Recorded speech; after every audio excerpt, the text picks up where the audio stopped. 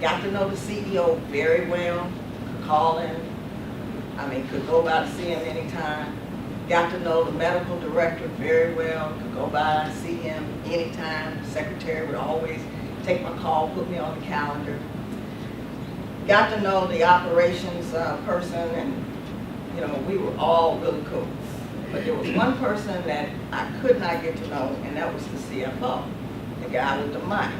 Okay, so then the first thing I did was I said, okay, I know how to fix this. I'm going to get I'm gonna get the corporate jet, which I did, and I'm gonna take them all out to California to this IBM facility out there, show them a great time.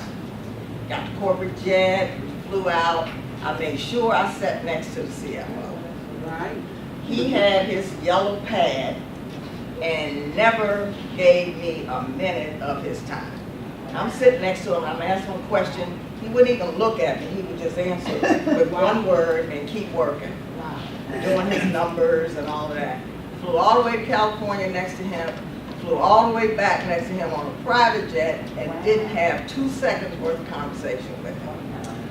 I said, okay, on to plan B. So then I took them all, one day got a stretch limo, and took them all to the Kennedy Center.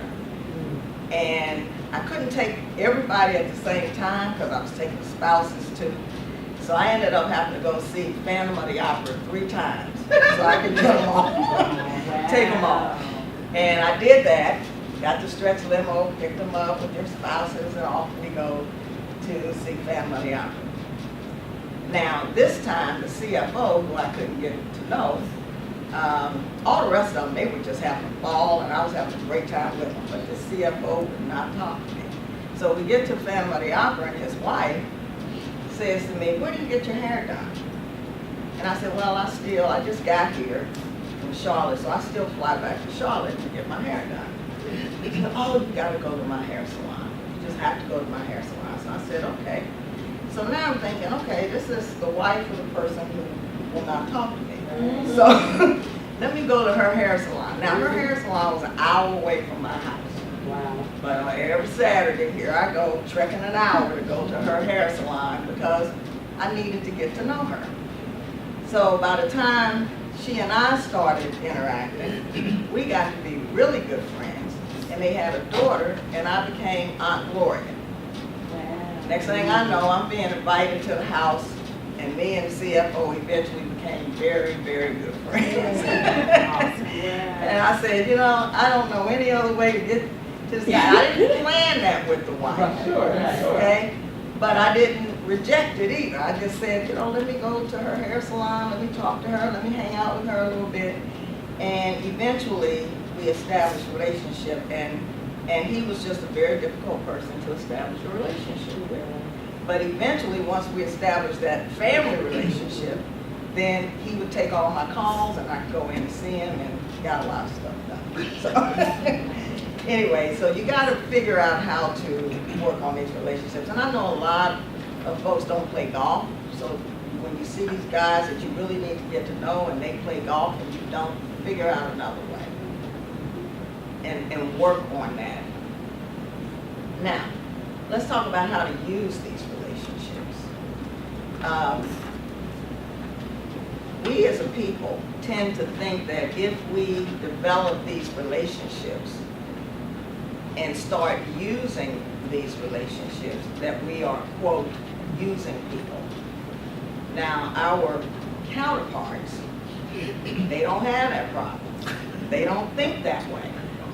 They do networking for the sole purpose of getting to know people so that they can, the definition, they can associate and promote commercial business or whatever. That's what they do.